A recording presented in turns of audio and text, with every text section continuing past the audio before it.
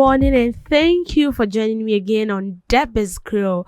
We talk on issues that concerns the state, issues that matters to the state. And yesterday there was actually a demonstration, a whole lot went on. But I want us to focus on this. Ghana is under siege.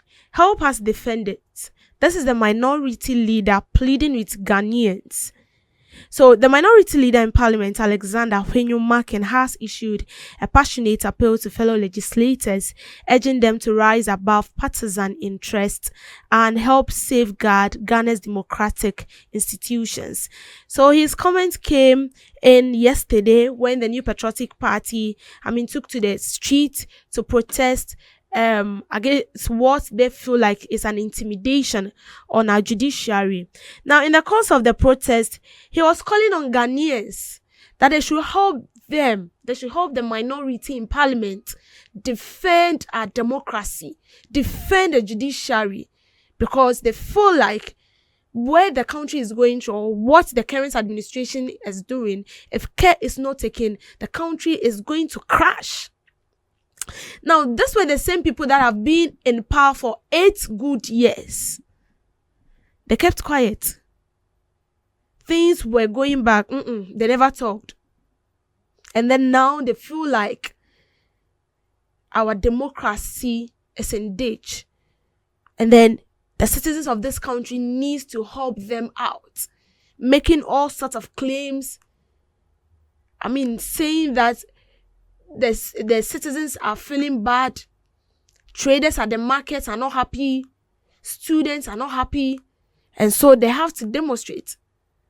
How does suspending a chief justice affect a trader in the markets who is concerned about how the cedi and the dollar will stabilize for her to get her profit or benefit on what he or she is selling at the marketplace?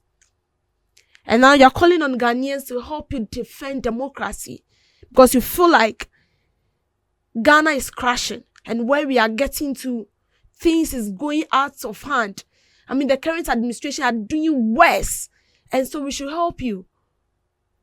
All these things were supposed to be done when you were in opposition, but no, you people were very quiet, even when sensitive issues were rising. And we feel like, well, maybe you have not seen it, or it hasn't caught your attention yet. And then when the citizens try to draw your attention to it, you didn't even mind them. To the extent that we couldn't even have peaceful protest, peaceful demonstration in this country. People go on demonstration, and at the end of the day, they'll get arrested. But yesterday, when it happened, we all saw what happened yesterday between the police personnel and the minority leader. And then now you come out telling us that the country is drowning. Democracy is drowning, so we should come and help you. Who told you that? And who told you that Ghanaians are sad?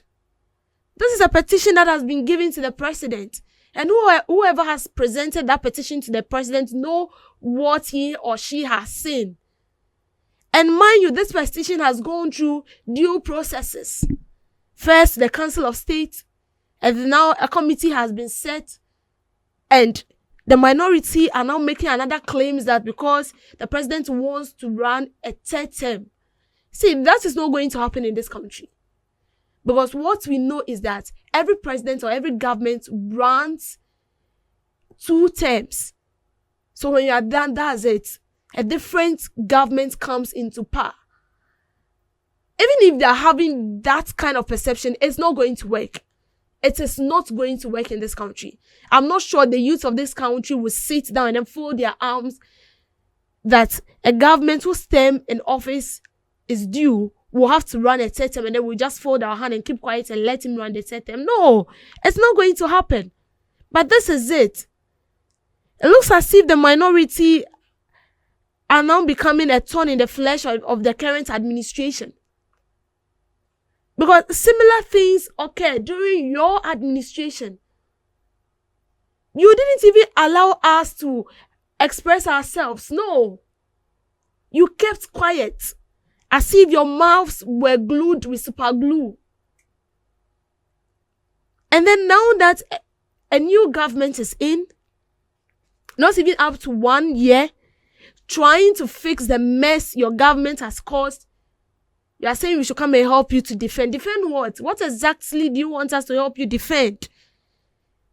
To defend you and then prevent the president from removing the Chief Justice, or what? This is a case where the Chief Justice has been suspended. The Chief Justice is not removed. I don't know why we don't want to understand such a simple concept. She has been suspended.